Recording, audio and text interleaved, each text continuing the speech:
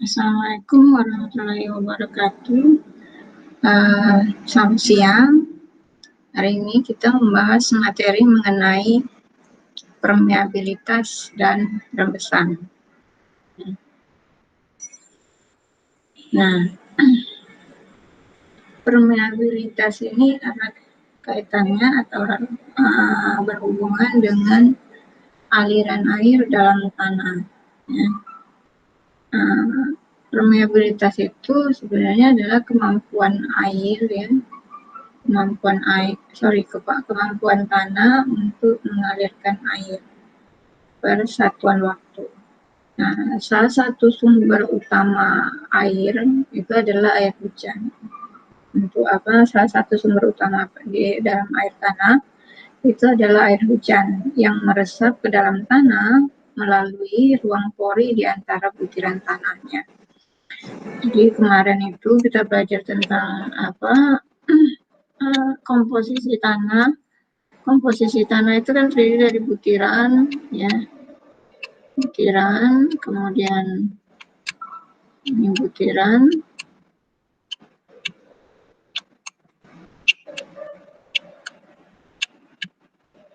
di dalam tanah, ya, ukuran butiran itu kalau tanahnya baik dia bergradasi bergradasi baik.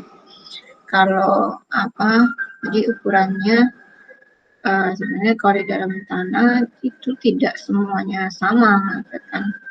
Tapi untuk tanah halus itu untuk tanah halus seperti lempung itu sebagian besar distribusi ukurannya sama. Nah, ini disebutkan kalau air hujan itu meresap. Jadi ini air hujan meresap ke dalam tanah, ya, melalui pori-pori. Nah, melalui pori-pori nanti sampai ke aliran air tanah. Jadi melalui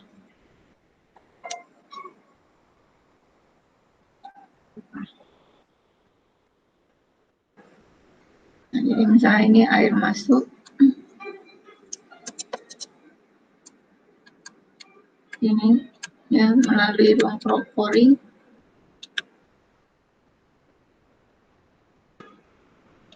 dan seterusnya.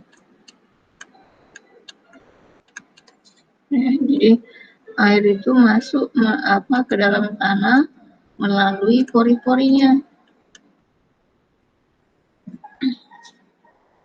dan seterusnya, ya. Ruang pori di antara butiran tanah. Ini ruang pori. Ini ruang pori.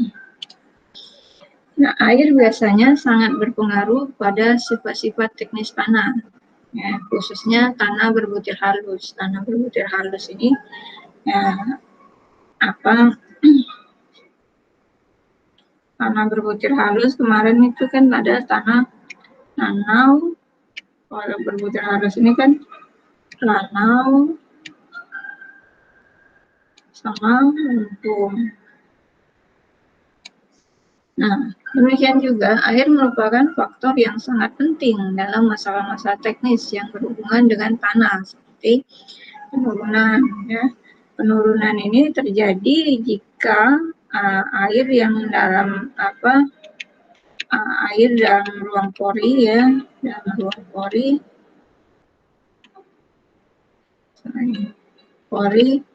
terdrenasi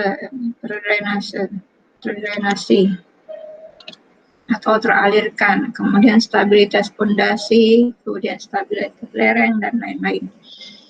Nah, di rekayasa hidrologi pada materi air tanah itu kan pernah dijelaskan mengenai zona-zona dalam lapisan tanah, ya. Ada zona jenuh air, zona kapiler, sama zona jenuh sebagian. Nah, jadi kalau pada zona jenuh air itu zona di bawah muka air tanah. Misalnya kalau ini ada permukaan tanah, ini permukaan tanah, kemudian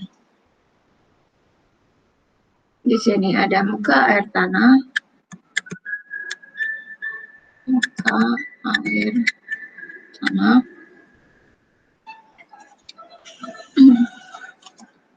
Muka air tanah ini kemudian zona jenuh air itu, ya, zona jenuh air.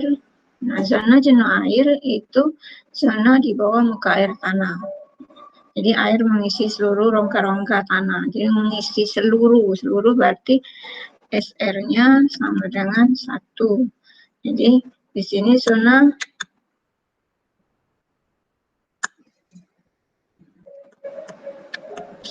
jenuh air. Zona jenuh air atau saturated.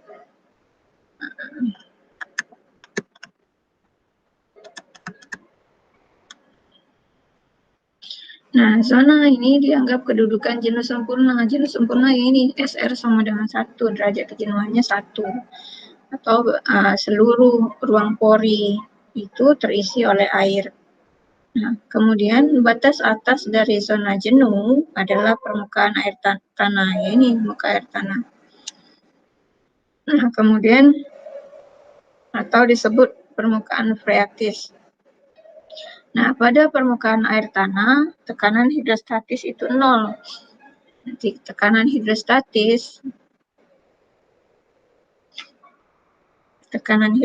ini apa, notasinya mu atau 0.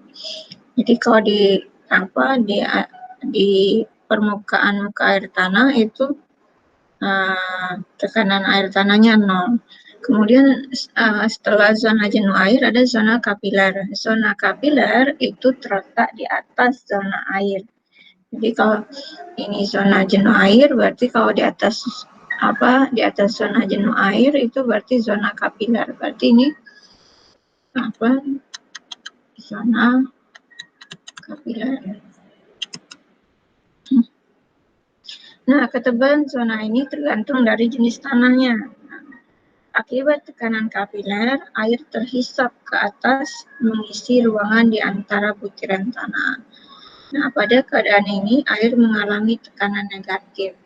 Berarti ya sama, kalau misalnya ini muka air tanah, kemudian kalau pada permukaan air tanah ini di sini adalah muka air tanah, ya.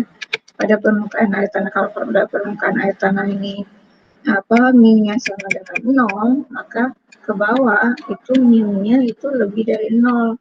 Berarti yang di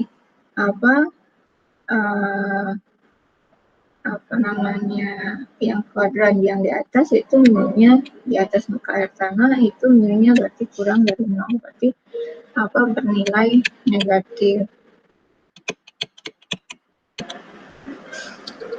Nah, itu untuk zona kapiler. Nah, kemudian ada zona tak jenuh. Zona tak jenuh atau zona sebagian berkedudukan paling atas. Nah, zona di dekat permukaan tanah, di mana air dipengaruhi oleh penguapan dan akar tumbuhan. Jadi, kalau kita gambarkan, ya, kalau zona tak jenuh berarti dia paling bawah di sini. Paling bawah sini, ini zona tak jenuh. Nah, berarti kalau kita gambarkan, ini adalah muka air tanah. Ya, kita gambarkan berlainan warna. Kemudian di bawah muka air tanah itu zona jenuh.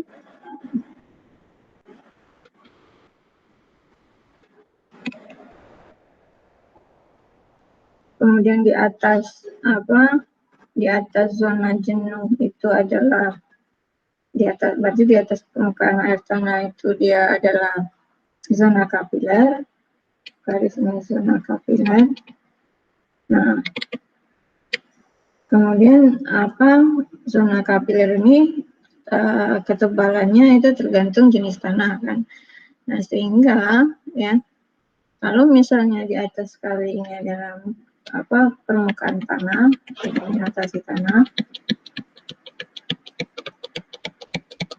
maka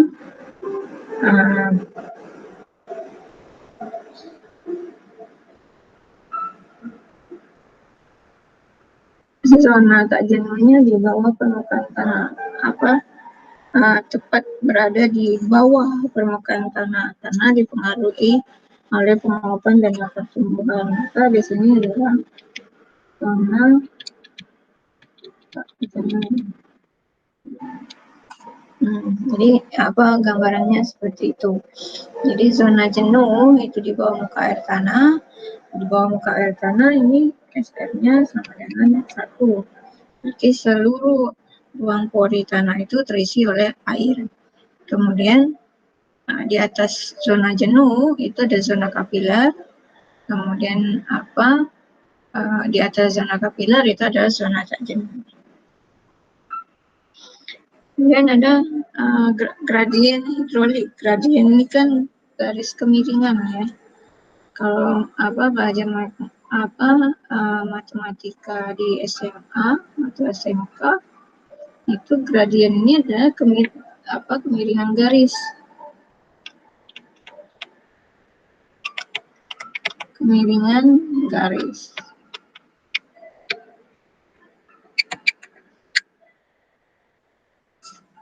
Nah, untuk gradien hidrolik itu kalau air ya, kalau misalnya tanah itu ada persamaan Rankine, persamaan Terzaghi, Meyerhof, Coulomb.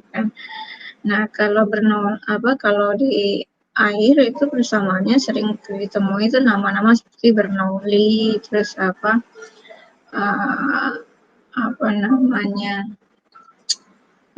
Archimedes, dan lain-lain. Nah, untuk gradien hidrolik berarti air ya, kemiringan garis air, garis pengaliran air itu menurut persamaan Bernoulli itu adalah tinggi energi total pada suatu titik di dalam air yang mengalir itu dapat dinyatakan sebagai penjumlahan dari tinggi tekan, tinggi kecepatan, dan tinggi elevasi.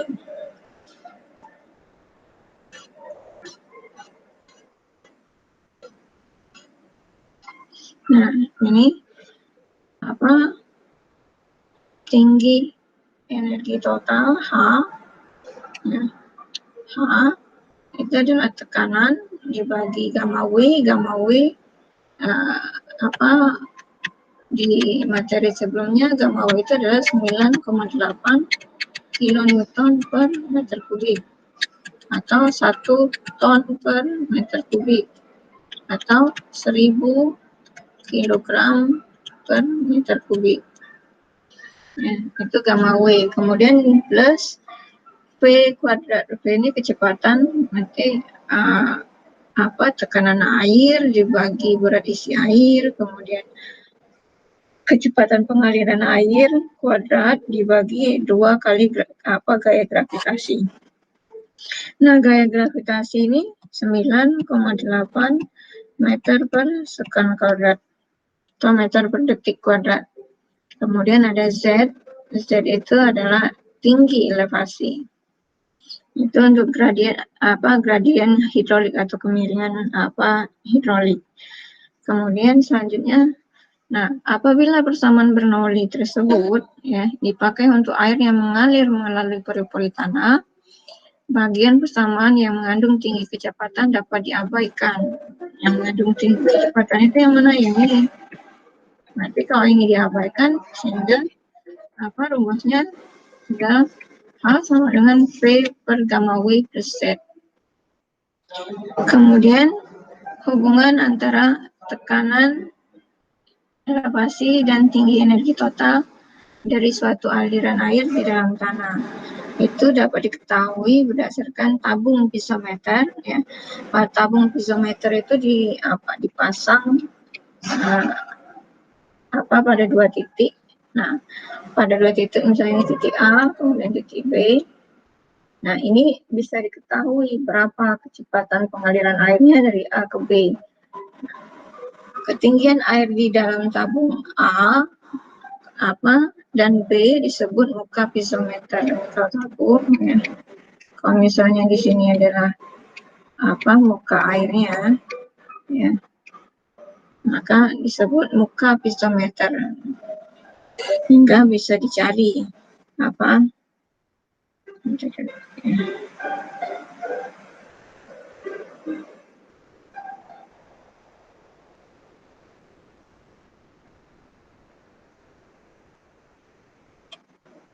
Nah, ini gambar di sebelah ini ya.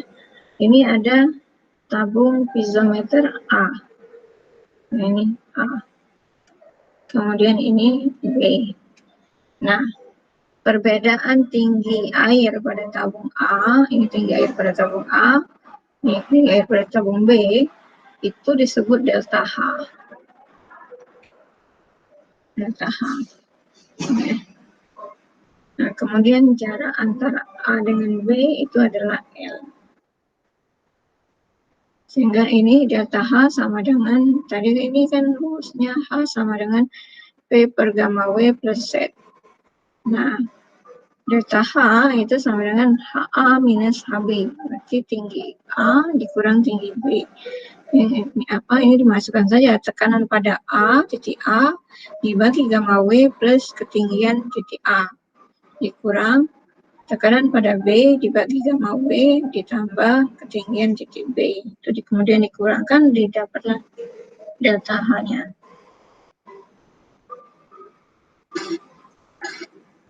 Nah, tadi mengenai gradien hidrolik, kan sebelumnya cuma mengetahui tinggi total energi, kemudian delta H. Nah, dari rumus-rumus itu sehingga diketahui ya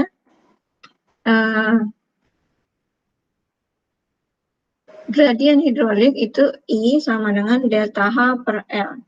Nah, L ini ya harus diingat, L ini adalah jarak miring ya, jarak miring, bukan jarak mendatar, jarak miring. Jadi ketika kalau misalnya diketahui jarak mendatar, maka harus misalnya kalau ininya X, maka yang harus dicari itu adalah L-nya berapa. Jadi tidak bisa langsung menggunakan X, tetap yang harus digunakan adalah L. Nah, ini dapatnya ya ini kemiring berarti ada hubungannya dengan kemiringan tanahnya. Kemiringan tanahnya berapa? Nah, di sini I sama dengan delta H per L. Delta H tadi ya sama yang tadi kehilangan energi ya. Kehilangan energi ini HA minus HB atau H1 minus H2 atau H0 minus H1 dan seterusnya. Jadi delta H itu adalah selisih ketinggian air. Nah, selain hukum Bernoulli, kemudian ada Darcy ya. Jadi untuk air ini ada Bernoulli itu untuk kehilangan energi total, kalau Darcy ini untuk permeabilitas, kecepatan. Jadi Darcy pada tahun 56 itu memperkenalkan hubungan antara kecepatan aliran air dalam tanah dan gradien hidrolik. Itu P sama dengan K dikali I. P itu adalah kecepatan aliran air dalam tanah, K itu koefisien permeabilitas. Nah, ini koefisien permeabilitas ini yang menentukan debit rembesannya. Kemudian I adalah gradien hidrolik. Nah, kalau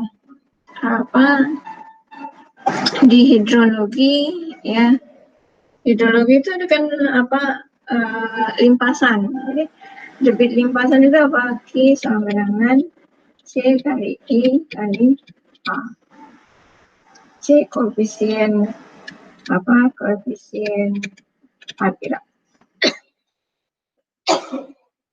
koefisien aliran, I itu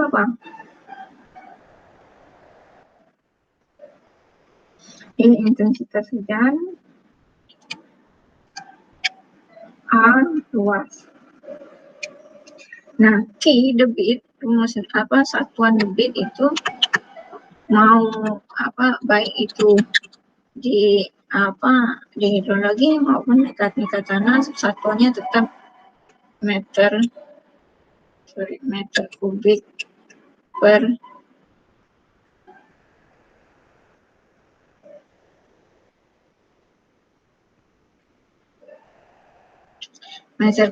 detik. Nah,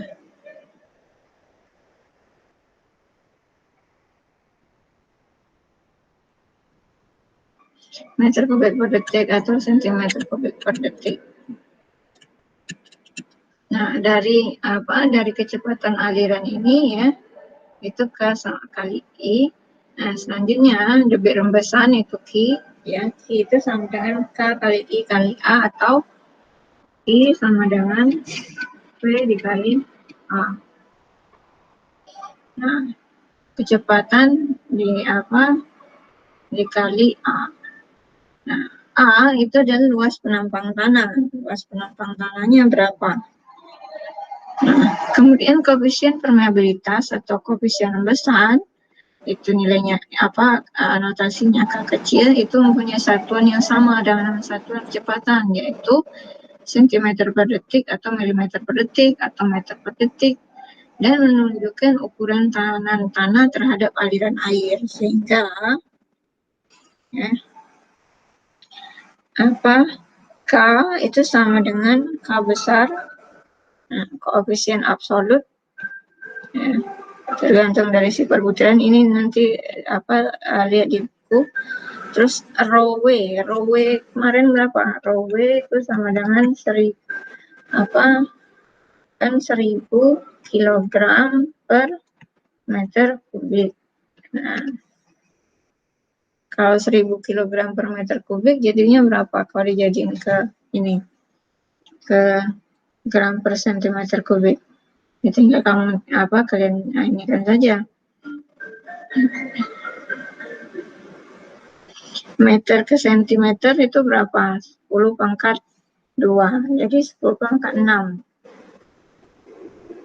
Jadi 1000 kali 10 pangkat 3 gram dibagi 10 pangkat 2 pangkat 3. Berarti sama dengan 10 pangkat 6 dibagi 10 pangkat 6. 1 gram per sentimeter kubik.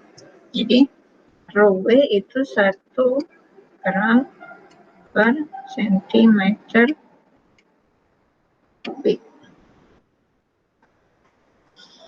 Nah, kemudian koefisien kekentalan air ini, kalau di hidrolika itu viskositas air. Nah, G itu gravitasi 9,8 cm per second kuadrat. Jadi rumus debit rembesan ini berarti debit rembesan dalam tanah itu adalah Q sama dengan K kali I kali A.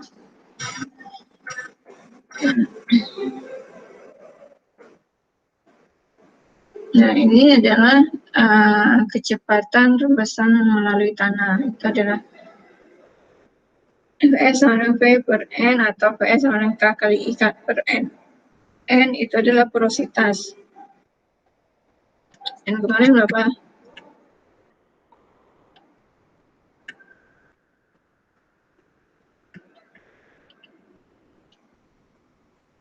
Coba dicek lagi, benar nggak ini?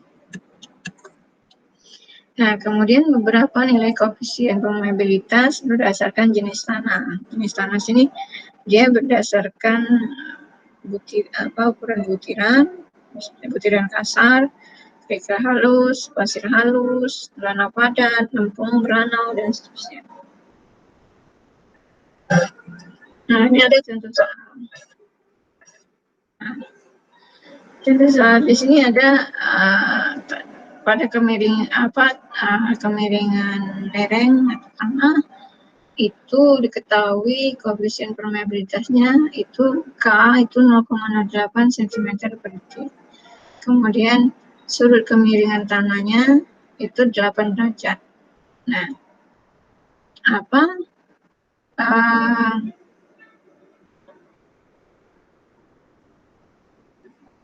tinggi lapisan tanah tembus airnya 3 meter, ya. Kemudian tinggi perbedaan air, perbedaan air itu ada tahap 4 meter. Jarak tabung L, ya, L. Nah, ini dia jarak tabung L-nya L mendatar, bukan miring, ya, mendatar. 50 meter, sedangkan yang digunakan itu adalah jarak miring, jadi beda. Nah, kemudian penyelesaiannya itu dicari terlebih dahulu adalah I, gradien hidroliknya. I, awalnya I itu adalah delta H per L, ya kan? L itu adalah garis. Karena dia miring, ya, kenapa di sini ada L per cos alpha? Dapatnya dari mana? Kenapa L per cos alpha? Jadi kalau kembali ke hukum trigonometri, ya, ini kalau ini ada ini, ya, kalau trigonometri kan, kalau sin alpha, misal kalau ini A, B, C, ya kan, sin alpha itu sama dengan A per C. Cos alpha itu sama dengan B per C. Nah, ini kalau dilihat di sini, ya, yang 50 meter itu yang B ini B 50 meter. Sedangkan yang mau kita gunakan itu L itu yang ini. L sama dengan AC sama dengan L. Sehingga apa? Yang ada hubungan B dengan C. B dengan C yang ada hubungannya itu adalah cos. Sehingga cos alpha itu sama dengan apa? B per C sama dengan 50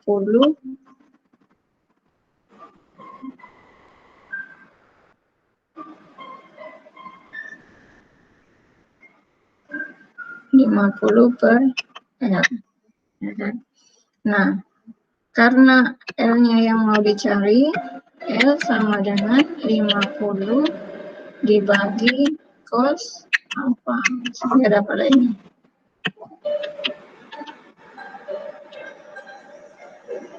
Itu kenapa jadinya 50 meter per cos alpha. Nah, kemudian ini karena ini sudah diketahui, K-nya sudah ada, sehingga A. Nah, A ini, ya, A itu kan luas penampang. Nah, penampangnya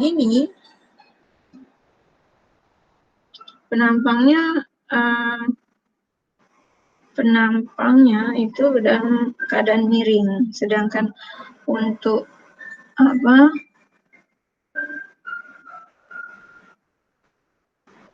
untuk luas itu, ya, luas tanah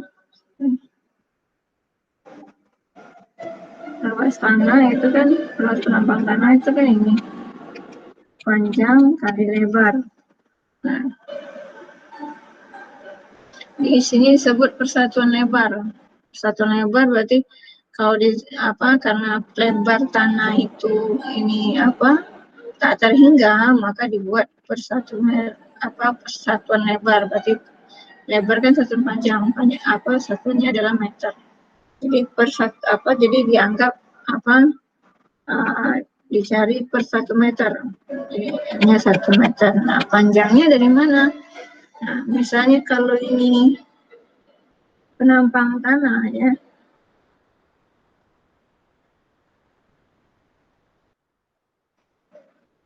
ini kami seperti ke bawah itu kan tak hingga L-nya. Sedangkan ini, ya, ini lapis yang ini itu ketebalan ini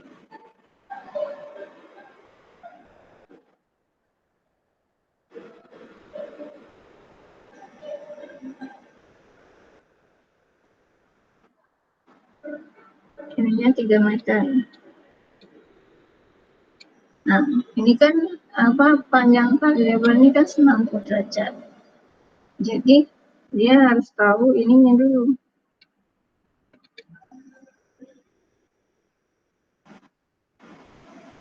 Nah, ini berapa lebarnya? Kalau ini segini 3 meter, ini makanya berapa? Nah, sekarang gini, ini kemiringannya 8 derajat. Nah, ini berarti kalau ini nah ini berarti 90 derajat kan. Yang mau dicari ini. Nah, kira-kira seperti itu. Nah, kalau ini 8 meter nah ini berarti kalau ini 8, ini 8. Ya kan? Nah, satu segitiga itu 180 derajat. Berarti kalau ini, saya ulang lagi ya, biar gambarnya teratur.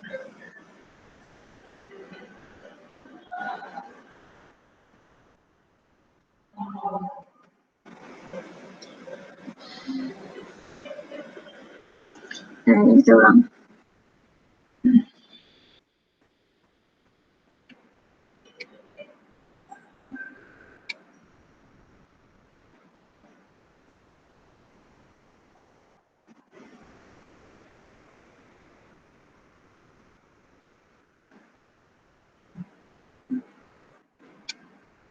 Nah, ini 3 meter.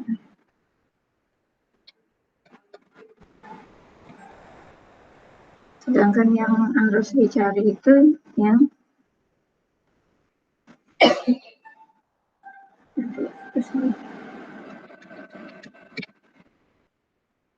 nya. Ini kemiringannya adalah 8 derajat. Kalau ini 8 derajat, ya, kalau kita bikin segitiga seperti ini 90, ini 8, berarti satu segitiga itu kan 9. Kalau yang ini berarti 90 ditambah alfa ditambah beta. Jadi alfa plus beta itu sama dengan 90. Kalau alfanya 8 derajat, maka betanya kalau alfanya 8 plus beta itu sama 90, maka betanya sama dengan 90 kurang 8 berarti 82. Berarti ini kalau ini alfa, ini beta.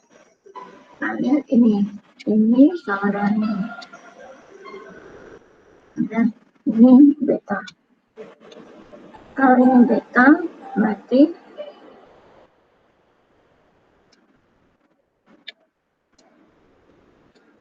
nah ini ini alfa, karena sama-sama miring. Kalau ini alfa, ini beta. Kalau ini beta, berarti ini alfa. Berarti itu didapat bentuk segitiganya. Bentuk segitiganya ini kan.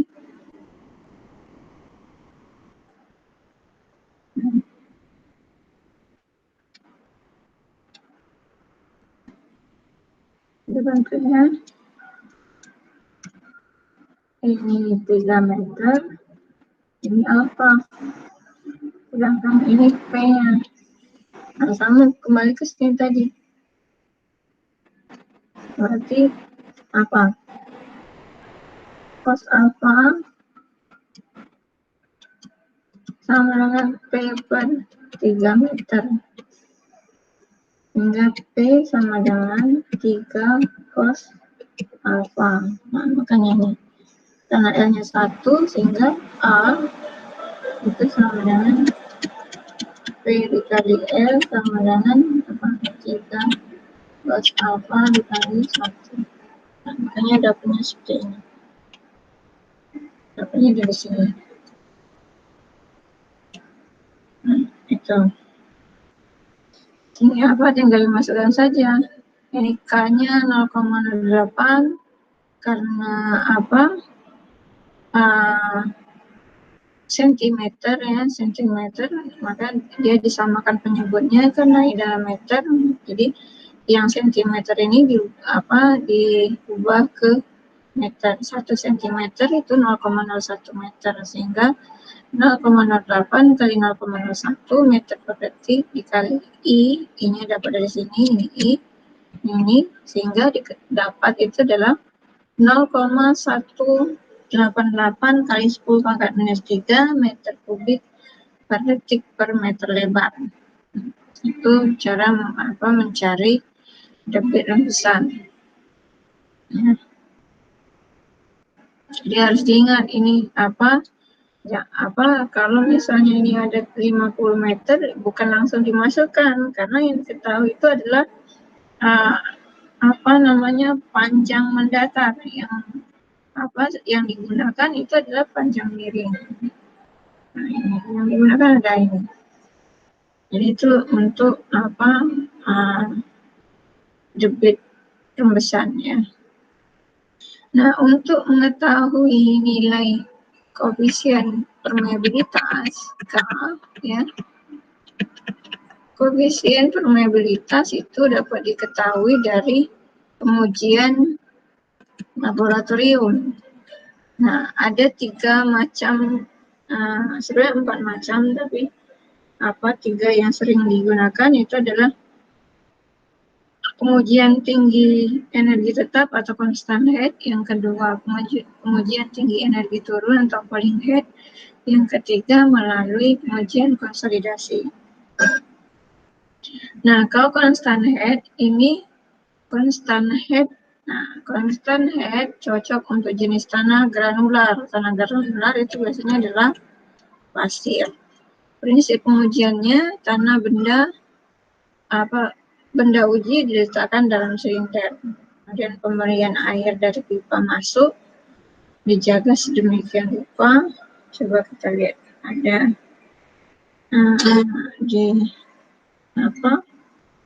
coba kita lihat dari YouTube, ada nggak constant head test.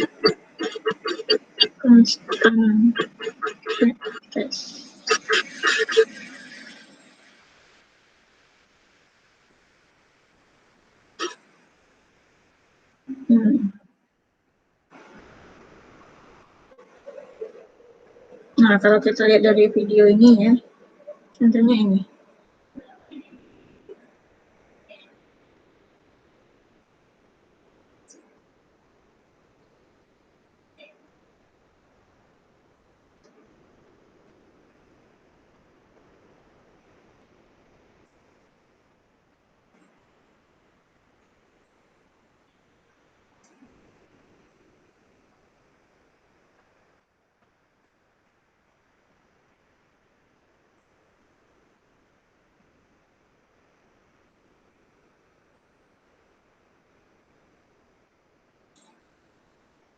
Tabung ukur itu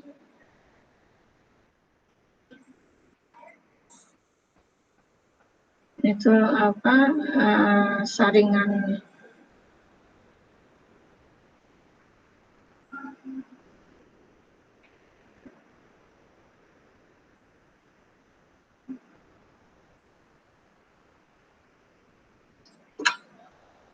Nah, itu untuk tanah berpasir ya.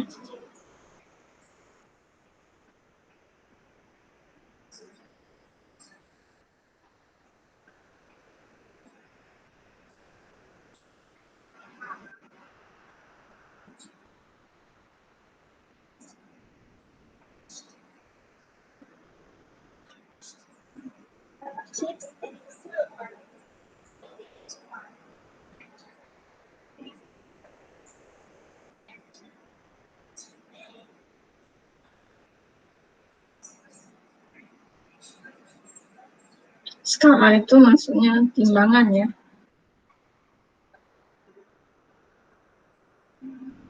Timbang kemudian dicatat berapa beratnya.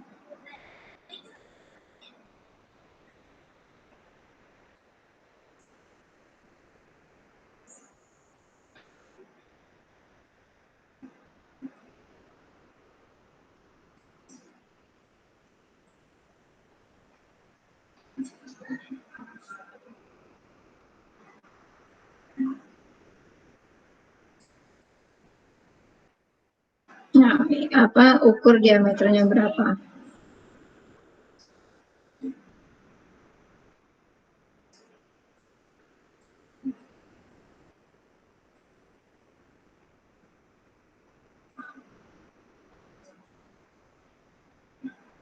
Jadi tanah yang dibutuhkan itu apa untuk yang dimasukkan ke dalam tabung itu 2 kali diameter, ya 2 kali dari diameter tabung tadi.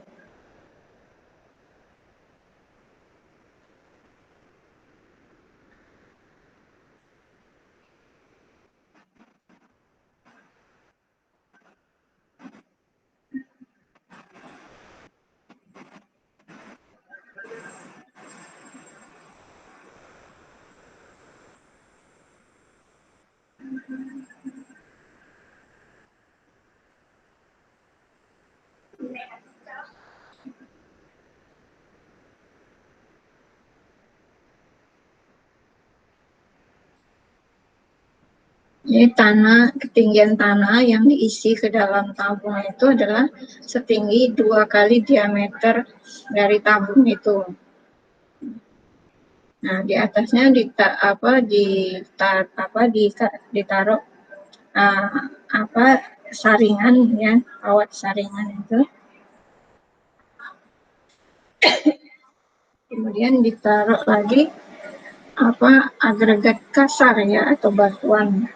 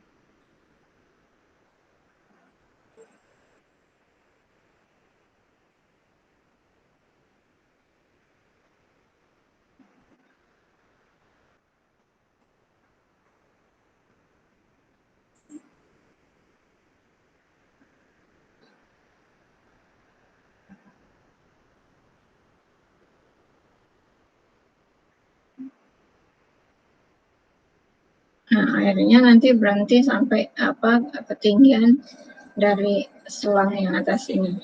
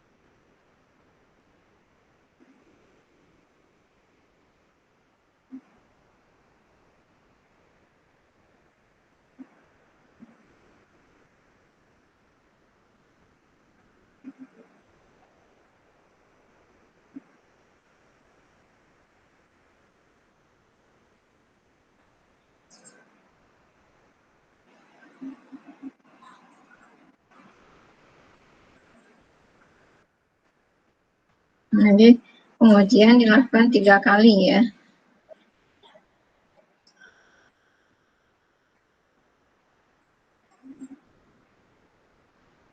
Nah, ukur temperatur air yang dalam gelas ukur tadi.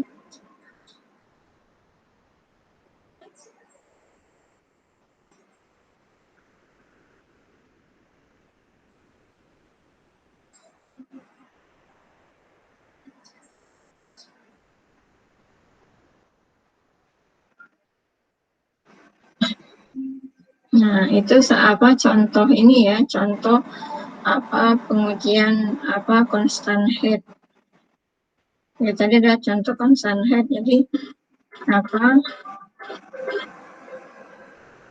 Nah, sama yang tadi ya.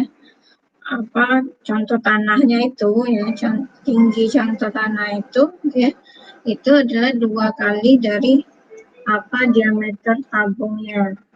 Diameter tabungnya berapa, misalnya kalau diameter, maka R-nya itu adalah 2 kali D. Kemudian di atasnya itu kalau tadi kalau dipakai alat ya ada saringan ya, saringan. Kemudian di atasnya itu di apa di untuk pemberat ya biar apa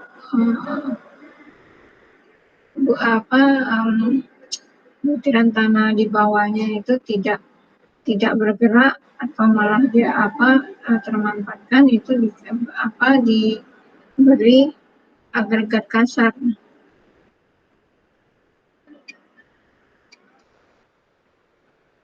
Nah, ini kemudian dialirkan air ya, dialirkan air. Dan nanti setelah dialirkan air itu dihitung ya berapa sampai airnya sampai ke atas ya, sampai penuh. Nah, nanti setelah penuh ya itu dihitung perbedaan ketinggian airnya. Nah, kemudian mulai dialirkan air itu ke dalam gelas ukur ya. Nah, untuk mengetahui berapa kecepatannya. Jadi kecepatan air itu jadi berapa untuk volume, misalnya kalau tadi dia pakai 250 ml, untuk memenuhi 250 ml itu butuh waktu berapa menit. Jadi berarti itu P-nya ya atau K-nya itu diketahui volumenya ya 250 ml dibagi untuk nyari Q, dibagi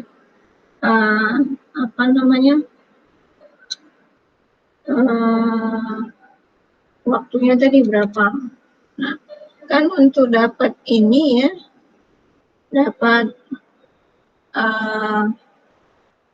untuk dapat K ini dia dibagi lagi ke A. A ini yaitu luas penampang tabung.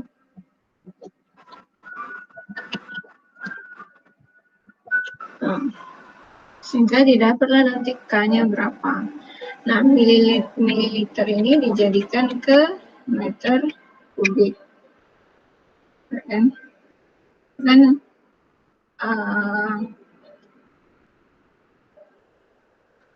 1 liter itu sama dengan 1 desimeter kubik kan. Coba dicari lagi, benar nggak 1 liter itu sama dengan 1 desimeter kubik. Nah, itu nanti dari ini dijadikan ke meter kubik. Nah, ini untuk pengujian constant head. Nah, ini ada contoh soal. Hitung besar koefisien permeabilitas suatu contoh tanah berbentuk silinder. Itu diameternya 7,3 cm. Ini kalau ini diameter ya berarti ya. Ini diameter. Dan panjang 16,8 cm ditentukan permeabilitas dengan alat pengujian permeabilitas constant head. Nah, tinggi konstan itu sebesar 75 cm, dikontrol selama masa pengujian. Setelah 1 menit pengujian berjalan, air yang tumpah pada gelas ukur beratnya 940 gram. Nah, kalau 940 gram ini kan berat ya, berat arti massa ini. Nah, bagaimana mengubah massa ini ke dalam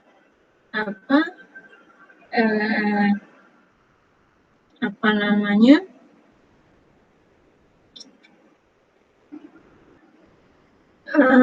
ke dalam ini ya, ke dalam uh, ke dalam satuan ini apa namanya, sentimeter kubik. Nah, itu bagaimana caranya?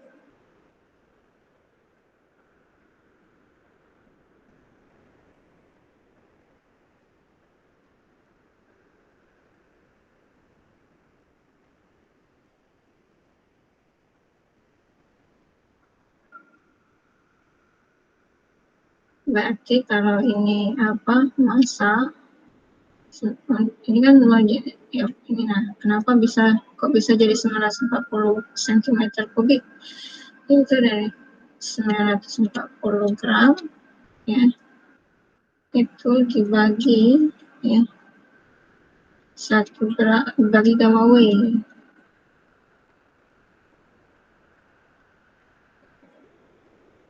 Kan kalau gamma ini kan, kalau dari gamma W itu sama dengan massa per volume kan. Nah, untuk nyari volume berarti massa dibagi gamma W. Nah, ini ke atas, jadi volumenya jadi sama dengan 940 cm kubik. Nah, makanya ininya dapatnya 940. Ya tinggal di ini apa, tinggal diubah gitu kan.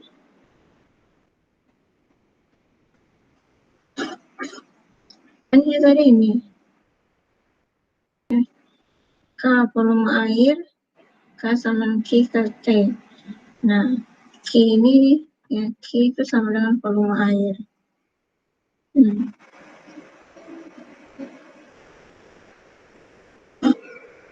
Dan diketahui ya, tinggal dimasukkan saja.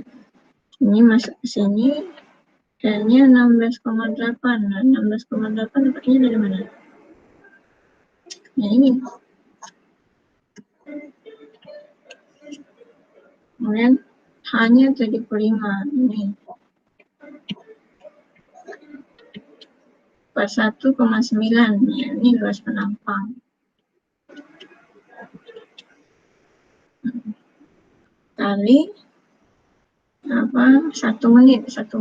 Nah, ini 60, ini kan 1 menit sama dengan 60 detik, sehingga didapat adalah K sama dengan 0,08 cm per detik. Itu kalau untuk constant head. Nah, ini yang kedua adalah volume head ya. Coba kita cari lagi.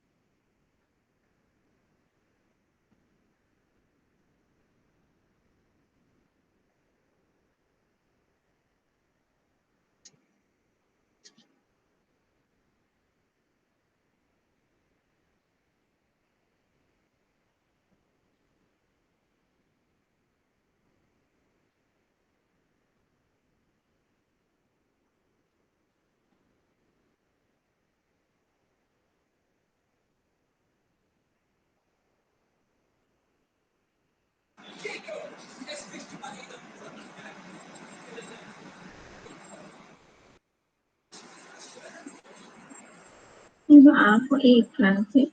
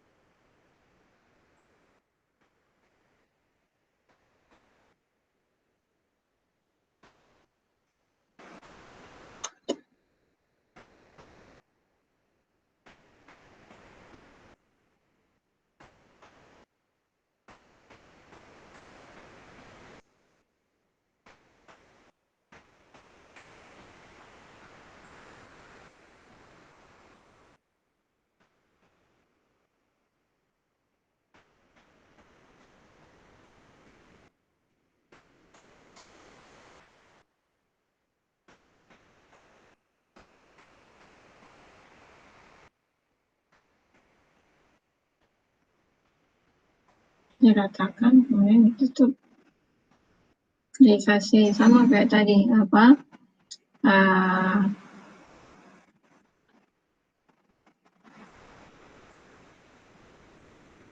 kertas saring atau apa saringan.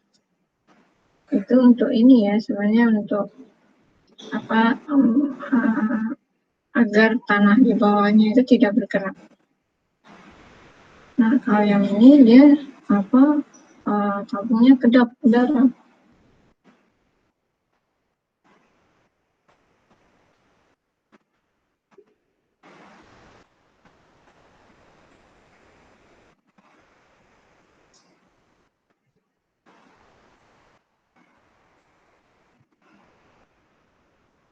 Kemudian dia diisi air, kan diisi tadi.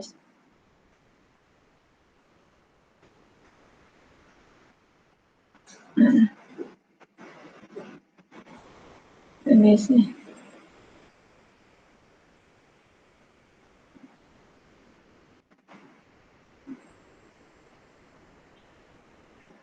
Harus dicatat air yang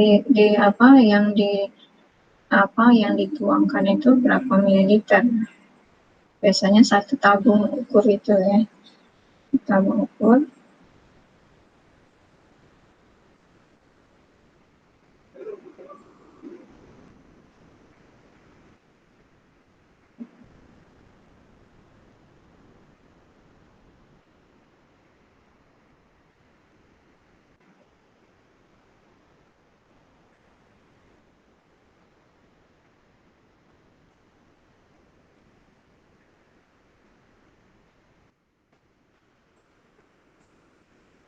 Nah, berapa perbedaan ketinggian airnya?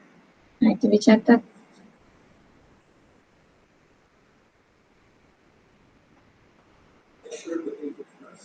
Kemudian kalau sudah ini, nah apa sama kayak tadi, kerannya dibuka, kemudian ini apa berapa untuk isi satu tabung ukur itu dia butuh waktu berapa? Nah, itu nanti dicatat.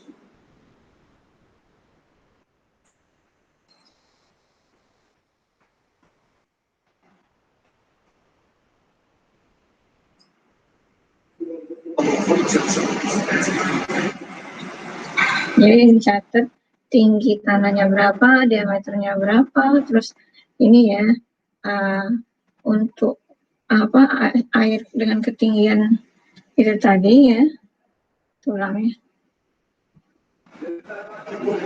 Nah, ini ya.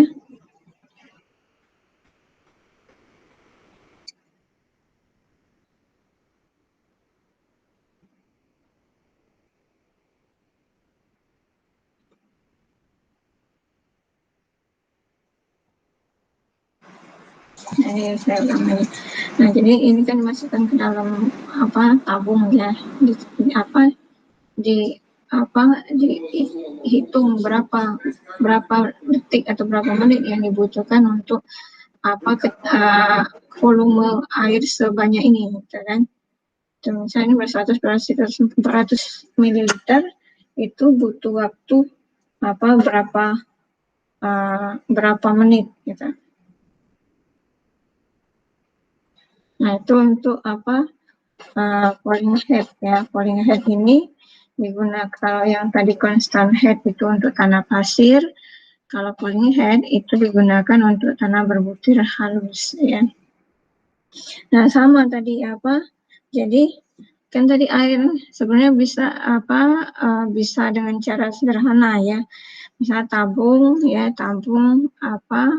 kemudian di bawahnya gunakan batu pori, atasnya gunakan batu pori, kemudian ditekan, kemudian diisi dengan air berapa sampai dia penuh ya, sampai terendam dengan air.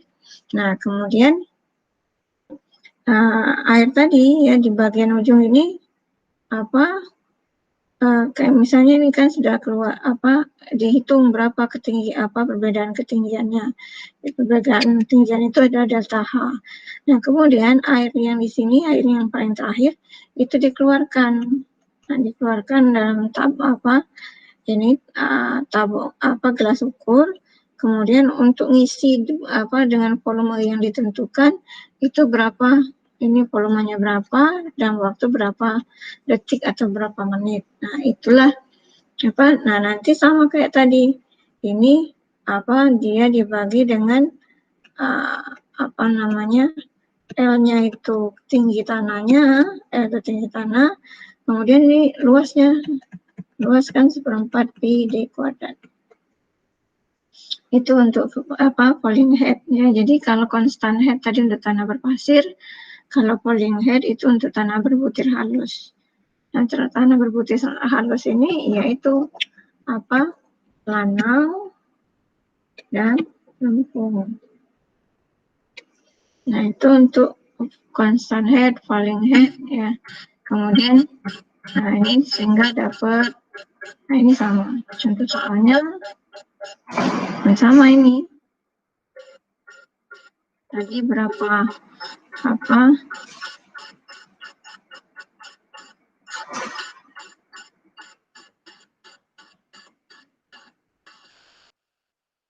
nah, kalau untuk melalui melalui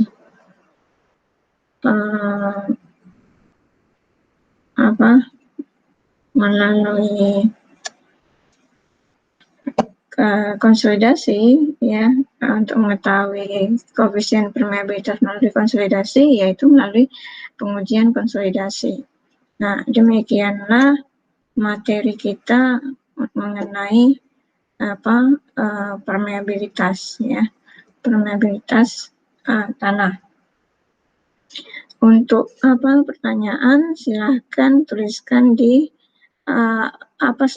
silakan tuliskan pada forum absensi kehadiran.